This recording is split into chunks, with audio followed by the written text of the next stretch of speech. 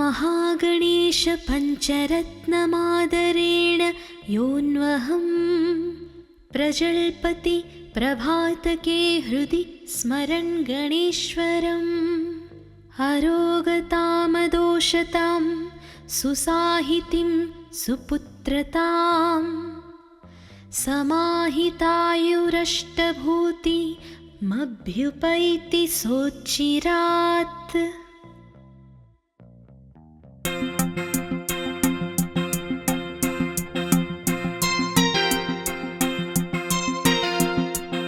मुदाकरात्तमोदकं सदा विमुक्तिसाधकं कलाधरावतंसकं विलासिलोकरक्षकम् अनायकैकनायकं विनाशितेभदैत्यकं नतासुभासुनाशकं नमामि तं विनायकम्। नदीतरातिभीकरं नवोदितार्कभास्वरं नमत्सुरारिनिच्चरं नताधिकापदुद्धरम् सुरेश्वरं निधीश्वरं गजेश्वरं गणेश्वरं महेश्वरं तमाश्रये परात्परं निरन्तरम्। समस्तलोकशङ्करं निरस्तदैत्यकुञ्जरं दरेदरोदरं वरं वरे भवक्त्रमक्षरम् कृपाकरं क्षमाकरं मुदाकरं यशस्करं मनस्करं नमस्कृतां नमस्करोमि भास्वरम्। अकिञ्चनातिमार्जनं चिरन्तनोक्तिभाजनं पुरारिपूर्वनन्दनं सुरारिगर्वचर्वणम्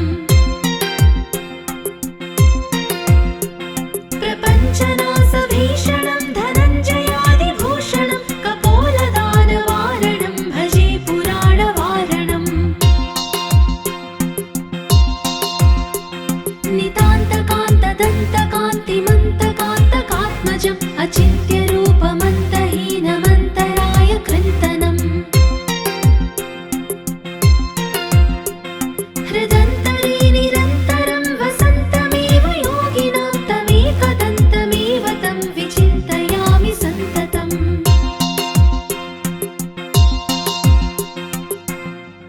महागणेश पञ्चरत्नमादरेण योऽन्वहं प्रजल्पति प्रभातके हृदि स्मरन् गणेश्वरम् अरोगतामदोषतां सुसाहितिं सुपुत्रतां समाहितायुरष्टभूतिमभ्युपैति सोच्चिरात्।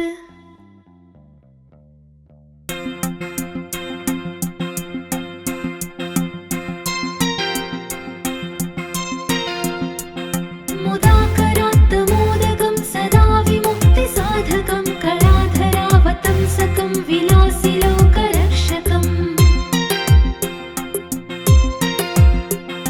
अनायकैकनायकं विनाशितेभदैत्यकं नतासुभासुनाशकं नमामि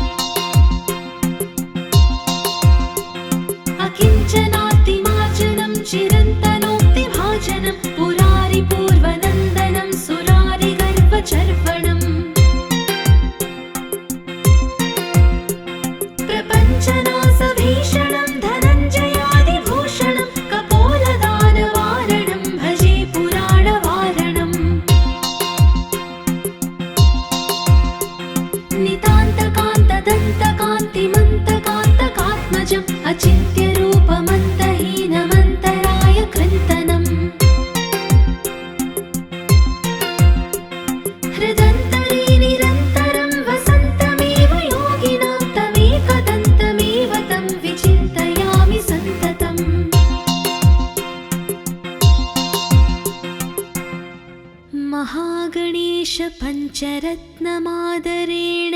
योऽन्वहं प्रजल्पति प्रभातके हृदि स्मरन् गणेश्वरम् अरोगतामदोषतां सुसाहितिं सुपुत्रतां समाहितायुरष्टभूतिमभ्युपैति सोच्चिरात्।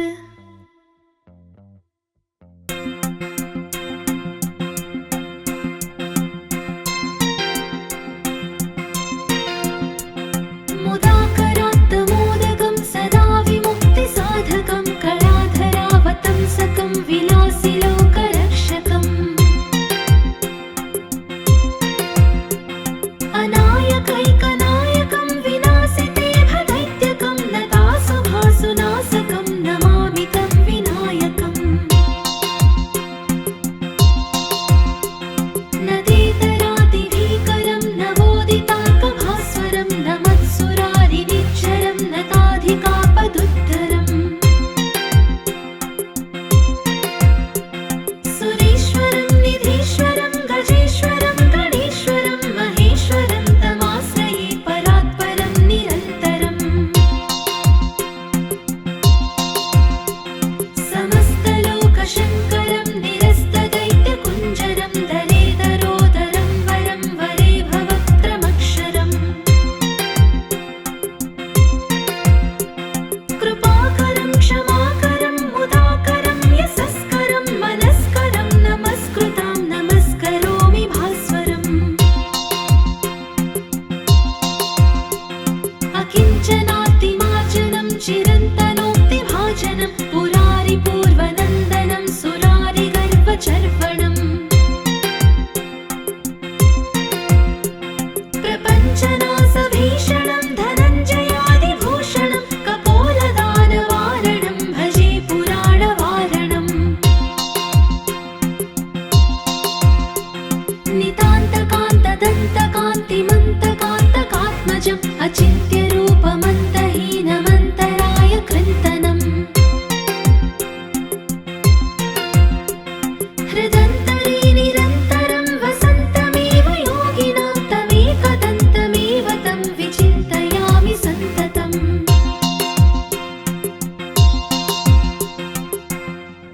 महागणेशपञ्चरत्नमादरेण योऽन्वहं प्रजल्पति प्रभातके हृदि स्मरन् गणेश्वरम् अरोगतामदोषतां सुसाहितिं सुपुत्रतां समाहितायुरष्टभूतिमभ्युपैति सोच्चिरात्।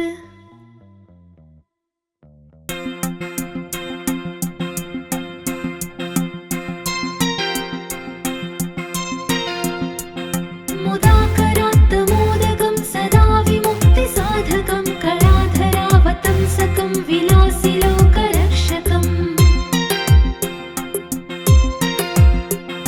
अनायकैकनायकं विनाशितेभदैत्यकं नतासुभासुनाशकं नमामि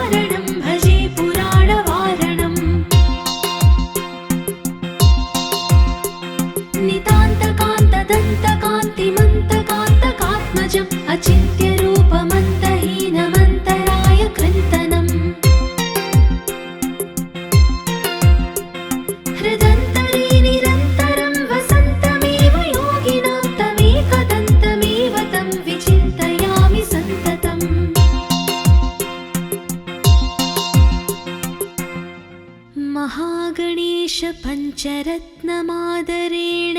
योऽन्वहं प्रजल्पति प्रभातके हृदि स्मरन् गणेश्वरम् अरोगतामदोषतां सुसाहितिं सुपुत्रतां समाहितायुरष्टभूतिमभ्युपैति सोच्चिरात्।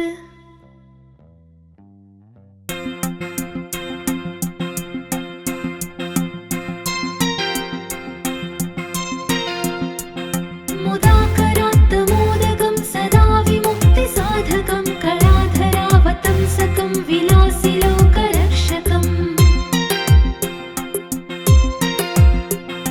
अनायकैकनायकं विनाशिते भदैत्यकं नतासुभासुनाशकं नमामि तं विनायकम् नदीतरातिभीकरं नवोदितार्कभास्वरं नमत्सुरारिनिच्चरं नताधिकापदुद्धरम् सुरेश्वरं निधीश्वरं गजेश्वरं गणेश्वरं महेश्वरं तमाश्रये परात्परं निरन्तरम्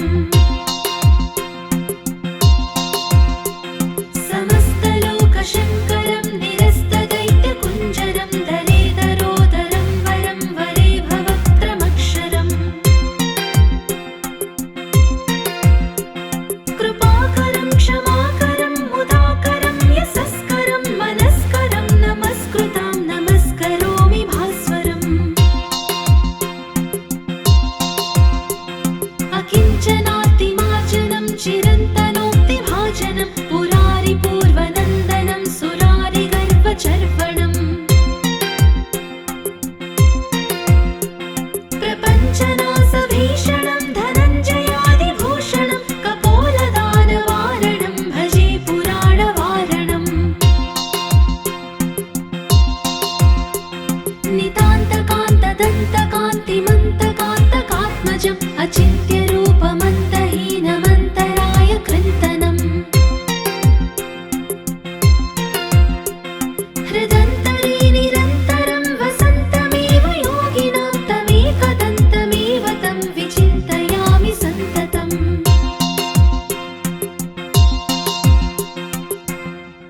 महागणेशपञ्चरत्नमादरेण योऽन्वहं प्रजल्पति प्रभातके हृदि स्मरन् गणेश्वरम् अरोगतामदोषतां सुसाहितिं सुपुत्रतां समाहितायुरष्टभूतिमभ्युपैति सोच्चिरात्।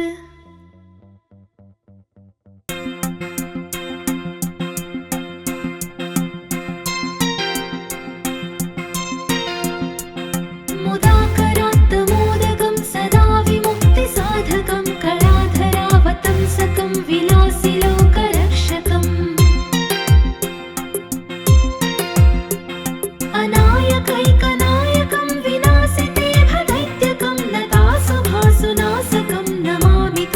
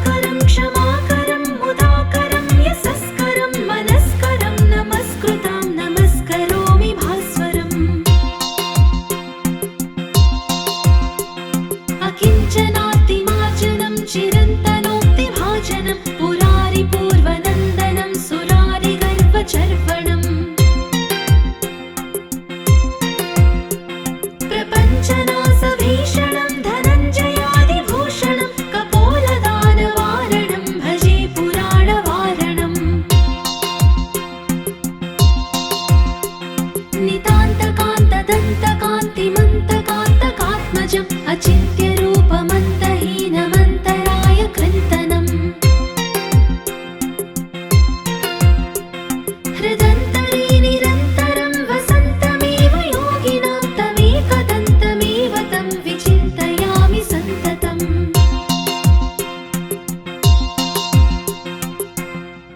महागणेश पञ्चरत्नमादरेण योऽन्वहं प्रजल्पति प्रभातके हृदि स्मरन् गणेश्वरम् अरोगतामदोषतां सुसाहितिं सुपुत्रतां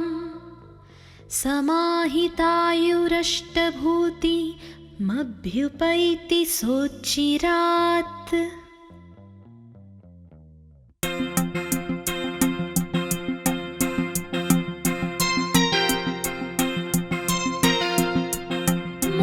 मुदाकरात्तमोदकं सदा विमुक्तिसाधकं कलाधरावतंसकं विलासिलोकरक्षकम्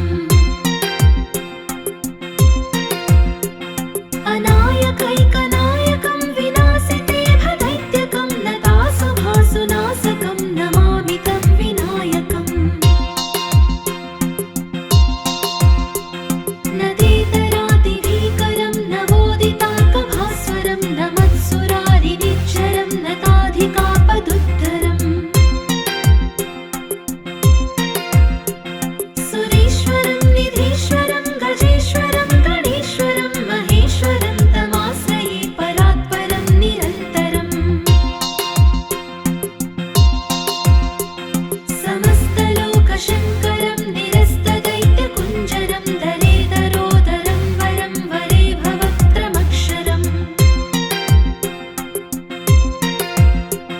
कृपाकरं क्षमाकरं मुदाकरं यशस्करं मनस्करं नमस्कृतां नमस्करोमि भास्वरम् अकिञ्चनातिमार्जनं चिरन्तनोक्तिभाजनं पुरारिपूर्वनन्दनं सुरारिगर्वचर्वणम् प्रपञ्चनाशभीषणं धनञ्जयादिभूषणं कपोलदानवारणं भजे पुराणवारणम्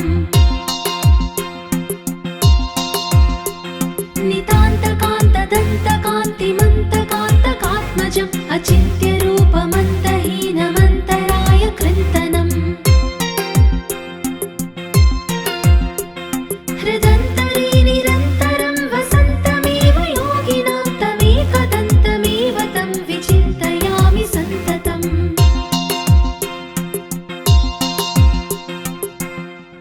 महागणेश पञ्चरत्नमादरेण योऽन्वहं प्रजल्पति प्रभातके हृदि स्मरन् गणेश्वरम् अरोगतामदोषतां सुसाहितिं सुपुत्रतां समाहितायुरष्टभूतिमभ्युपैति सोच्चिरात्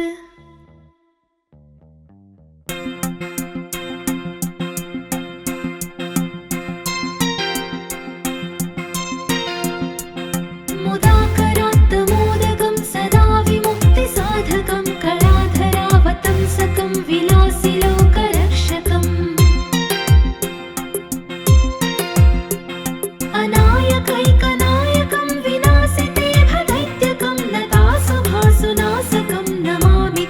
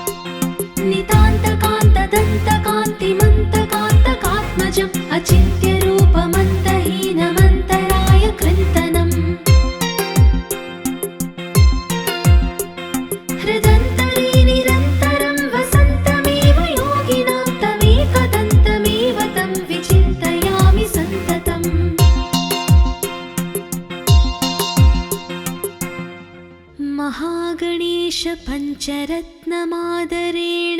योऽन्वहं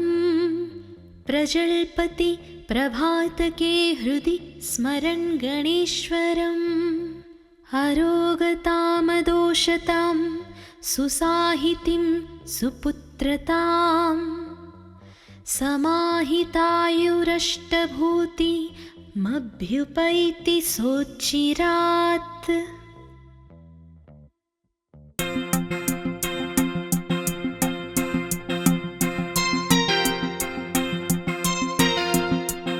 मुदाकरात्तमोदकं सदा विमुक्तिसाधकं कलाधरावतंसकं विलासिलोकरक्षकम् अनायकैकनायकं विनाशितेभदैत्यकं लतासुभासुनाशकं नमामि तं विनायकम् नदेतरादिभीकरं नवोदितार्कभास्वरं नमत्सुरारिनिच्चरं नताधिकापदुद्धरम्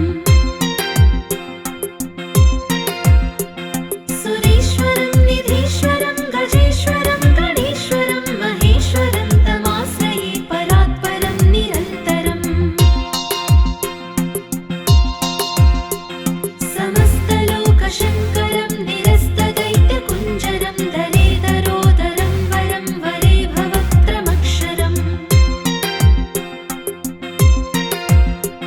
कृपाकरं क्षमाकरं मुदाकरं यशस्करं मनस्करं नमस्कृतां नमस्करोमि भास्वरम् अकिञ्चनातिमार्जनं चिरन्तनोक्तिभाजनं पुरारिपूर्वनन्दनं सुरारिगर्वचर्वणम् प्रपञ्चनाशभीषणं धनञ्जयादिभूषणं कपोलदानवारणं भजे पुराणवारणम्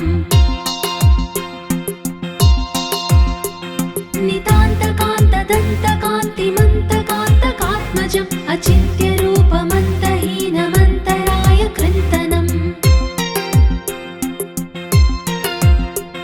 हृदन्तरे निरन्तरं वसन्तमेव योगिनां तमेकदन्तमेव तं विचिन्तयामि सन्ततम्